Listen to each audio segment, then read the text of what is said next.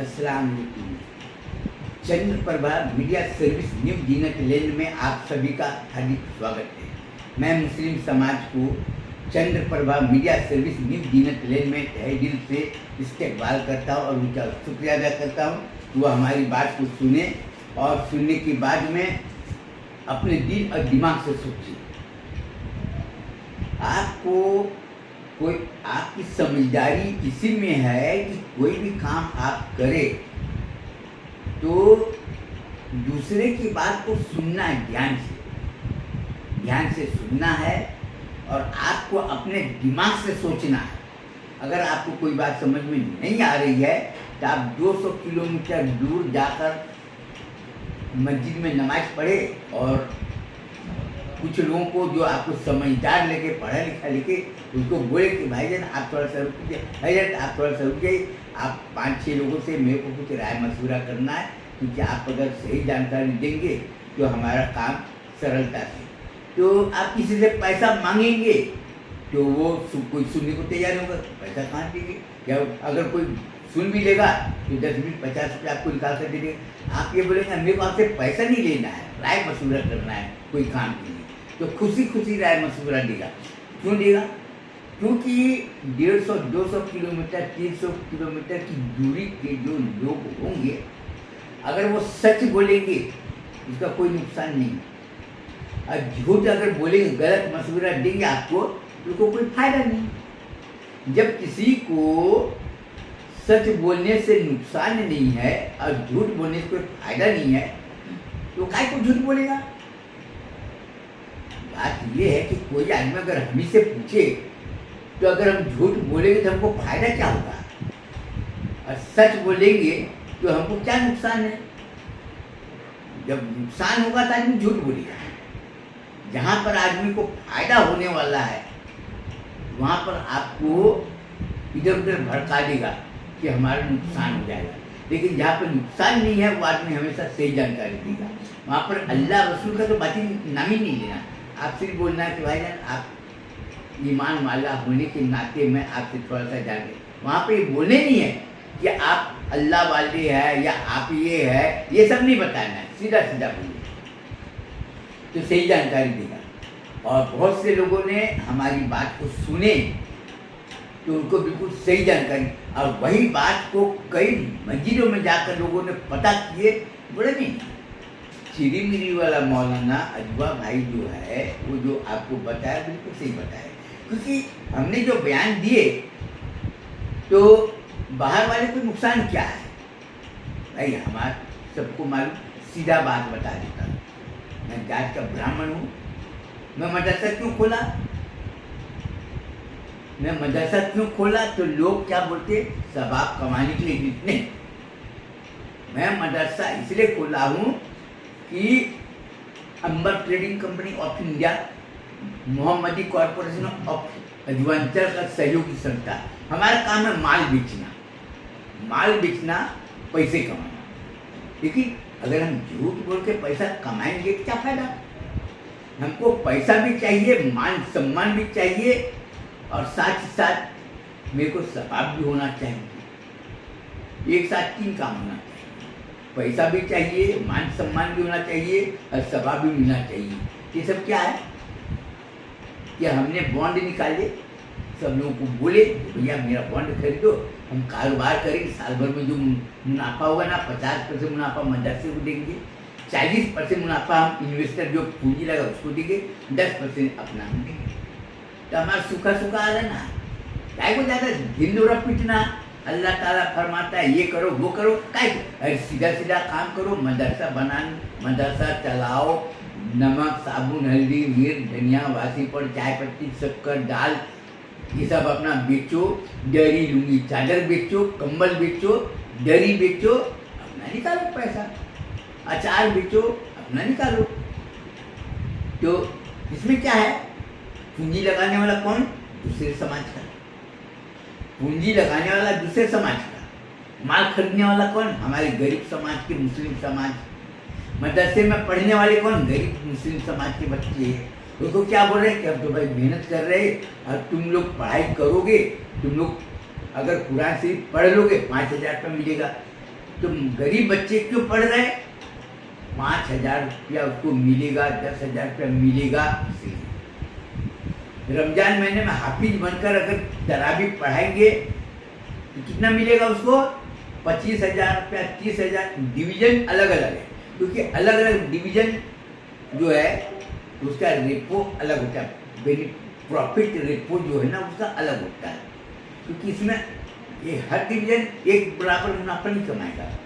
तो वो डिवीजन जो मुनाफा कमाता है वो ये देखता है कि हमारा बेनिफिट कितना जा रहा है। तो 25,000 रुपया, 30,000 रुपया, 40,000 रुपया, 60,000 रुपया, 80,000 रुपये तक उसको मिलता है, क्योंकि यहाँ पर इन्वेस्टर कौन है? ब्राह्मण, क्षत्रिय, वैश्य समाज के। अभी बौद्ध समाज के लोग हुए हैं और आदिवासी समाज के लोग हुए हैं। मुस्लिम समाज के जो है सब गरीब लोग हैं, बड़े सेठ लोग नहीं है।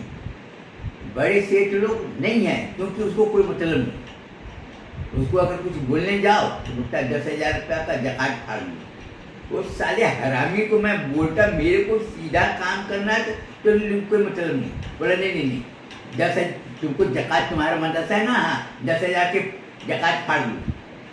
हम बोले कि हमको ये चीज़ नहीं चाहिए, ये चीज़ चाहिए, तो उसको मुसलमानों से, गरीब मुसलमानों से नफरत है, तो इसलिए अपना मदरसा चला रहे हैं और धीरे धीरे बात सबको धीरे धीरे सब समझ में आ रही है। अभी आपको एक जानकारी और दे रहा हूँ कि हमने ये तबलीगी जमात का कल जो स्टेप दिए थे, महमूदा कल जो दिए थे, महमूदाबाद से ताहिराबाद जमात जा रही थी, मिर्जापुर पहाड़ी इलाके में घूमे फिरे और उसके तो वो अंबर ट्रेडिंग कंपनी ऑफ इंडिया ये है, तो वो हमने दिए। और दूसरी बात ये है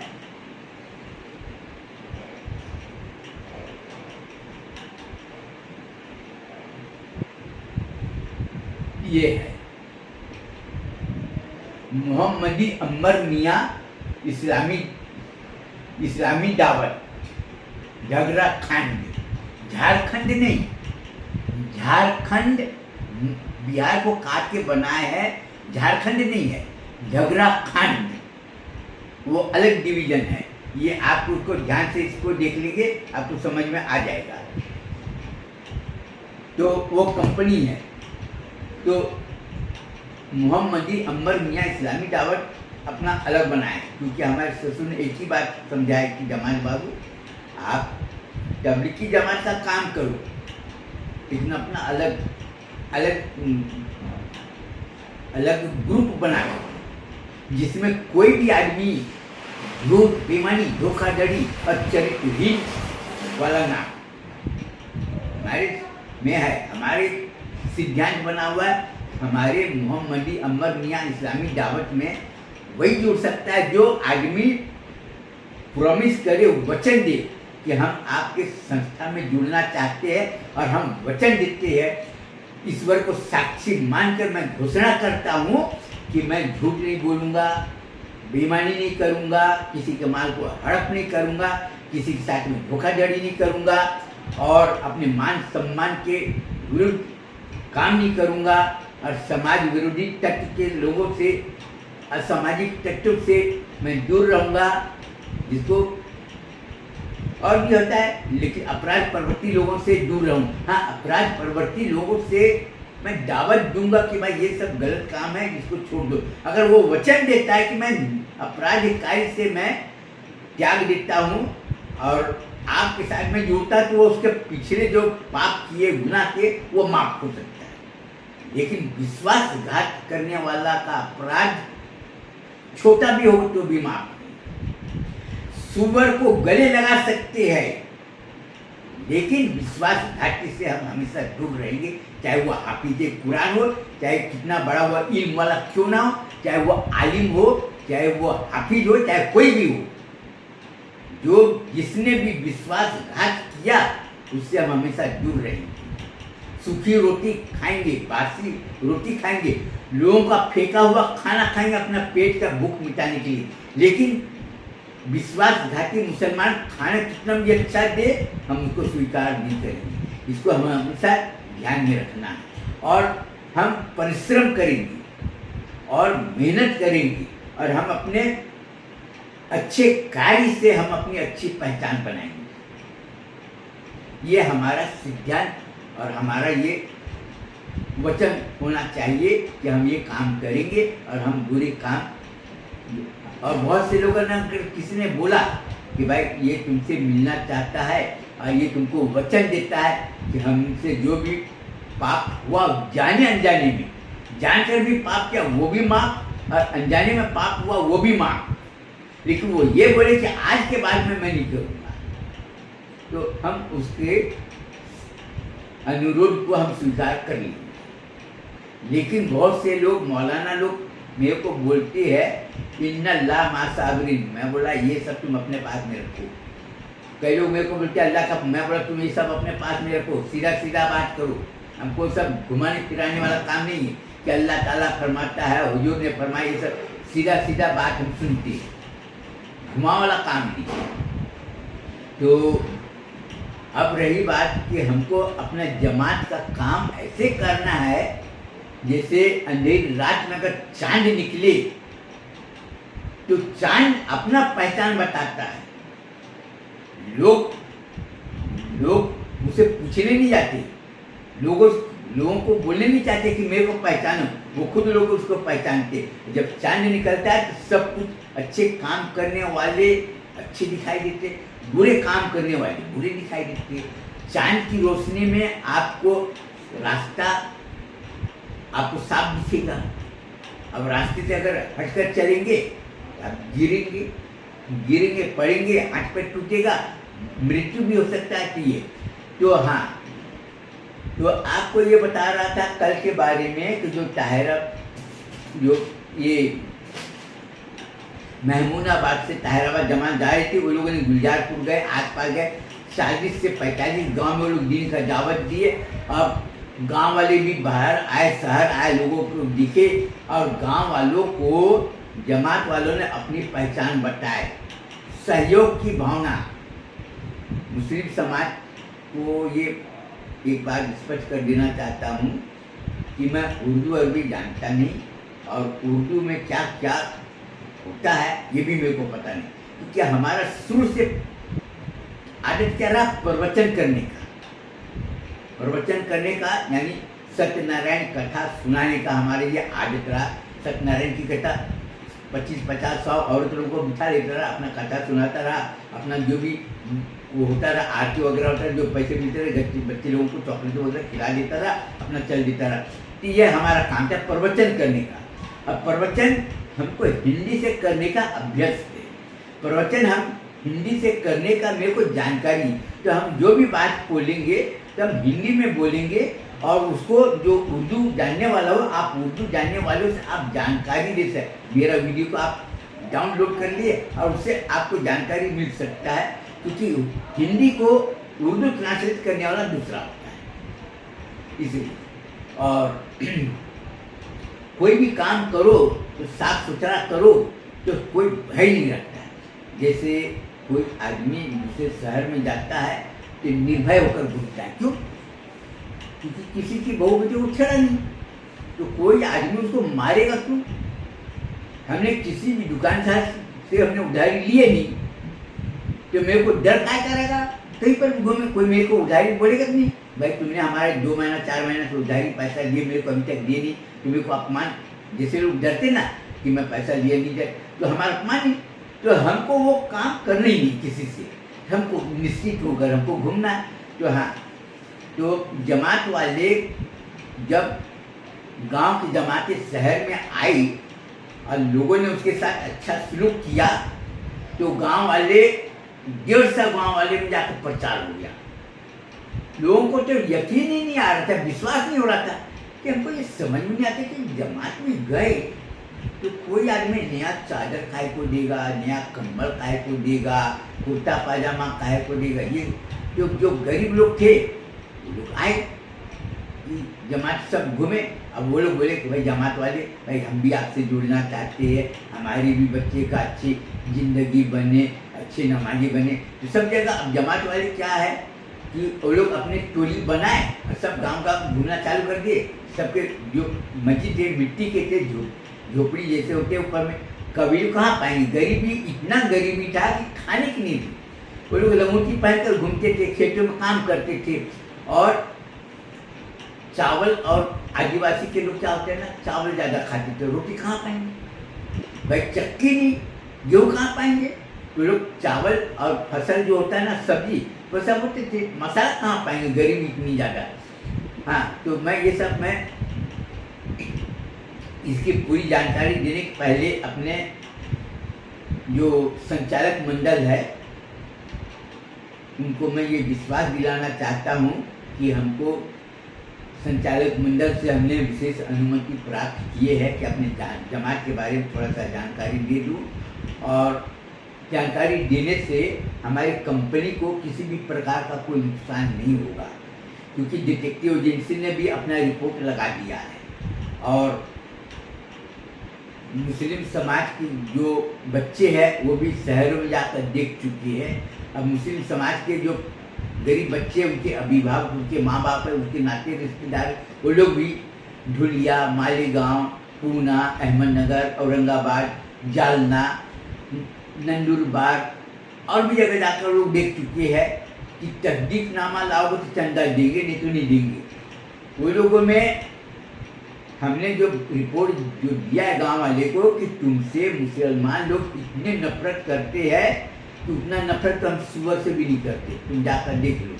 और लोगों ने अपने आँख से जाकर देखे कि मुसलमानों से वो लोग किस तरह से नफरत करते हैं, देख ले तो चल दिल फट गया। अब तो एक ही बात बोलते हैं कि देखो मौलाना अजवा भैया, अगर सुअर भी इमदाद मिले तो ले लेना, लेकिन बाहर के मुसलमान लोग कुछ भी चंदा वगैरह दे नहीं लेना। अब वो लोग खुले बोल रहे हैं, क्योंकि आप जो तिजारत करते हैं ना, कारोबार करते हैं ना, धीरे जितना कारोबार होगा, जितना पैसा मिलेगा, हम उससे से काम, पहले भूखे, वैसे भी भूखे रहते रहे, गरीबी में पहले वैसे भी फटे कपड़े पहनकर हम लोग घूमते रहे। तो ठीक है, थोड़ा मेहनत करेंगे, अल्लाह ताला देगा, हम मेहनत करेंगे, अच्छा नतीजे। तो आप लोग खुद ही जाकर पता कर लीजिए। इसलिए मैं अब कहा ये अपना लोगों को बताया हूँ, और इसके आगे अब मैं आप लोग खुद जाकर पता कर लीजिए, आपका कंपनी को किसी भी प्रकार का नुकसान नहीं होगा। और जो पूंजी लगाए है उसको मैं वचन देता हूँ कि आपका पैसा डूबेगा नहीं। कारोबार में कम ज़्यादा हो सकता है, लेकिन आपका पैसा डूबेगा नहीं, आपको घबराने की कोई चिंता नहीं।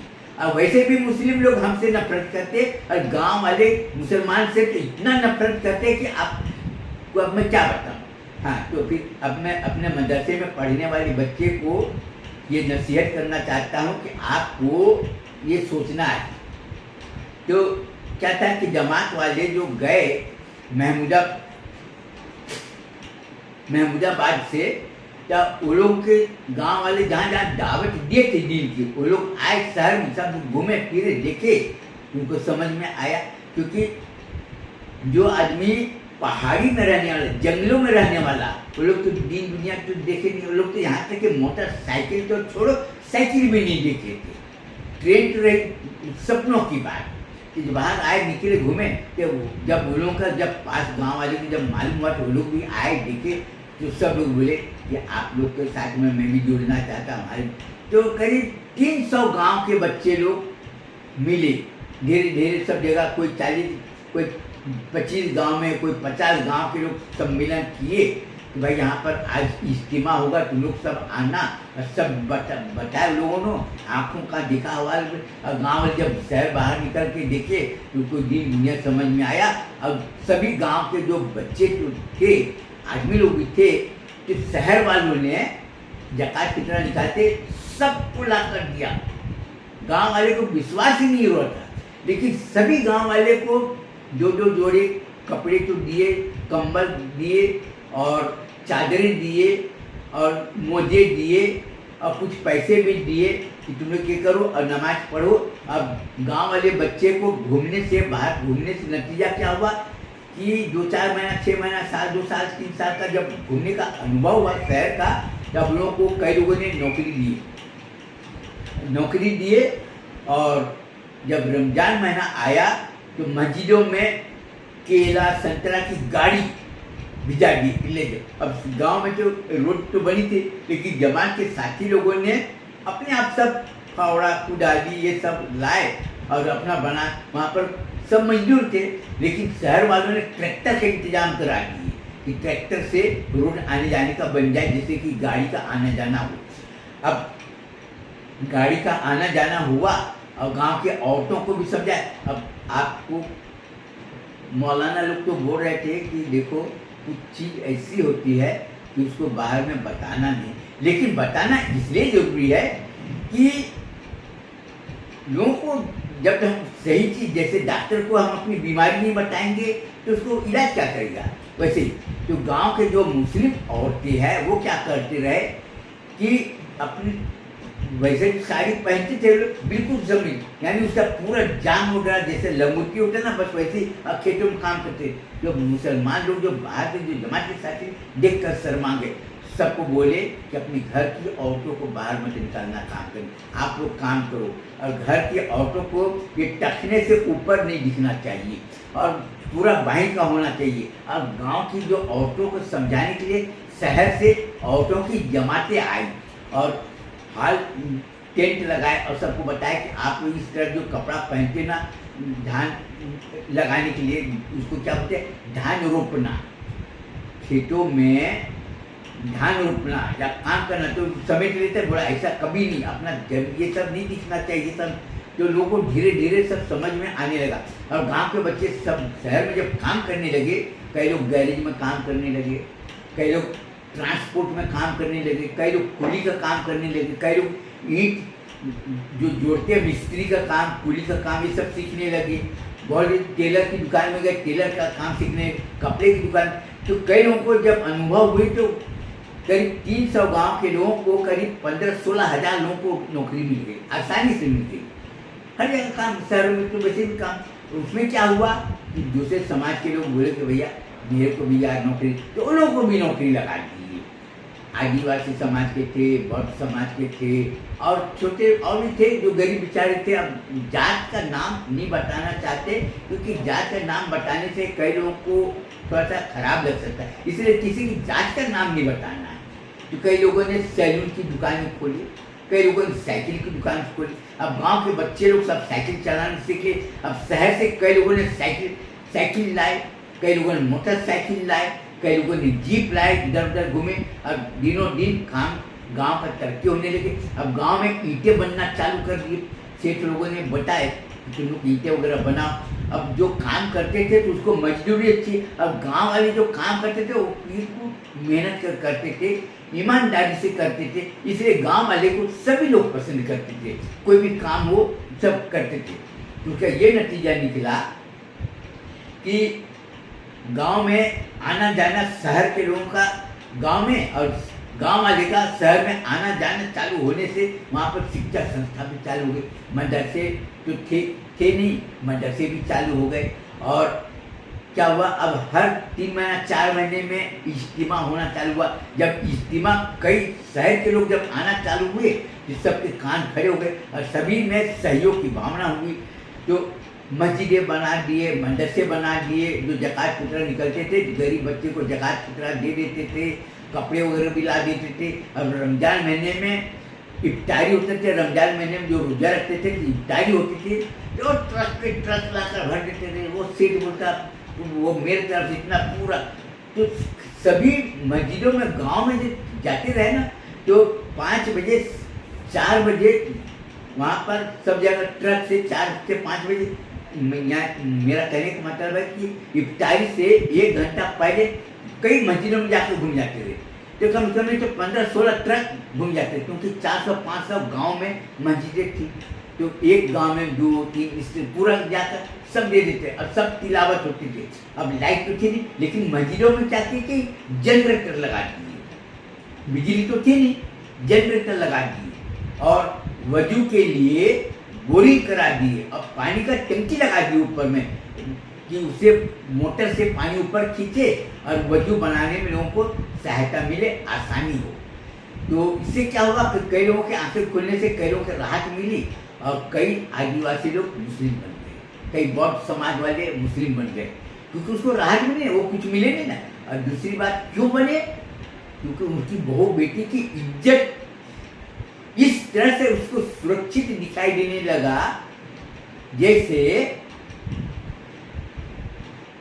सोने का जो जेवर वगैरह लोग रखते ना डब्बे में, मखमल के वो रखते डब्बे में, खूबसूरत रखते, उसको अलमारी में रखते, फिर ताला लगाते, तो उसकी इज्जत उस तरह से। और कोई भी आदमी किसी की बहू बेटी को बुरी नज़र से नहीं देखते रहे, गंदी हरकत नहीं करते, गंदी मजाक नहीं करते रहे, तो उसका दिल और दिमाग एकदम खुल गए।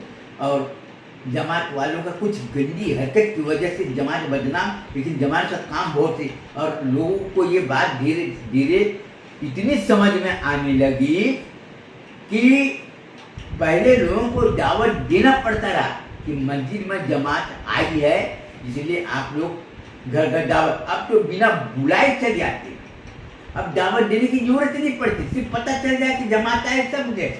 मुस्लिम तो है ही है, दूसरे लोग भी चले जाते थे, अब बयान करते रहे, अब वहाँ पर बयान हिंदी से करते रहे, उर्दू से, क्योंकि उर्दू से बोलेंगे तो क्या मालूम उसको, उर्दू तो जानते नहीं। अब जो है हमारा राष्ट्रभाषा हिंदी है, गांव में रहने वाले सब हिंदी बोलते थे, तो हिंदी से बोलेंगे तो समझ में आएगा। अब जो बंगाल है तो गांव वाले क्या बोलेंगे, बंगला बोलेंगे। तेलुगु है तो गांव वाले क्या बोलेंगे, तेलुगु बोलेंगे। अब उसको उर्दू बोलेंगे, हिंदी बोलेंगे, समझ नहीं आएगा। कन्नड़ वाले में अगर जाएंगे तो कन्नड़ बोलेंगे, तमिल बोलेंगे। उसी तरह से हमारा जैसे बंगाल हुआ, उड़ीसा हुआ, पहले मध्य प्रदेश पूर्वी भाग था जिसको आप छत्तीसगढ़ कहते, वो हुआ, बिहार का भी हुआ। तो इस तरह से जब उधर पूरा पहाड़ी इलाका था, इस तरह से लोगों में जागृति आई और धीरे धीरे आई। और लोगों में जलन क्यों हुई? जलन इस बात की नहीं हुई कि मुस्लिम समाज बढ़ रहा है, इसलिए जलन विरोधी पार्टी को इसलिए हुई कि लोग सब जागृत हो रहे हैं और हम जो इसके अधिकार को छीन कर खाते थे, अब हमारा अधिकार को छीनने से कई पोलपट्टी खुल गई। इसलिए राजनीतिक दल लोग क्या है, एक बहाना बनाए कि मुसलमान लोग हिंदुओं को मुसलमान बना रहे, बहाना जोड़े। ये नहीं है, क्योंकि उसको ये खतरा उत्पन्न हो गया कि जब सब लोग पढ़ लिख लेंगे तो हम लोग को जो रोजी रोटी जो लोगों को ठगने का काम करते थे वो बंद हो जाएगा। तो कारोबार करने से इसमें कई लोगों की ज़िंदगी, 10 साल में लोगों की ज़िंदगी, जहाँ पर मस्जिदें नहीं थी, 300 गांव में 1200 मस्जिद बनकर तैयार हो गई। अब आप इससे अंदाज लगा लो। और मदरसे गली गली खुल गए, सब मदरसे पढ़ना चाहे, अब सब पढ़ने लिखने में सब माहिर हो गए, हिंदी अंग्रेजी पढ़ने में माहिर हो गए। इसका नतीजा ये हुआ कि अब वहाँ पर छोटे छोटे कारखाने कैसे लगे, जैसे एम्ब्रॉयडरी का हो गया, वो कपड़े की सिलाई करने का हो गया। तो अब ये सब से क्या हुआ, अब वो जगह पत्थर के जो होता है बनाते हैं वो भी हो गया। कई लोग स्टील के जो अलमारी वगैरह बनाते हैं वो हो गया। कई जगह पोल्ट्री फार्म खुल गए, कई जगह गोट फार्म खुल गए, कई जगह और तरह के कारखाने खुल गए। तो क्या हुआ, लोगों में आ गई। अब इसके आगे अब कल बताएंगे कि लोगों में धन की वर्षा कैसे हुई, पैसा कहाँ से आया और पैसा कैसे आया, और पैसा आने के बाद लोगों ने अपना पैसे का इस्तेमाल कैसे किया कि पूरी दुनिया बदल गई। जब तक के लिए मेरे को इजाज़त दीजिए। अस्सलाम वालेकुम।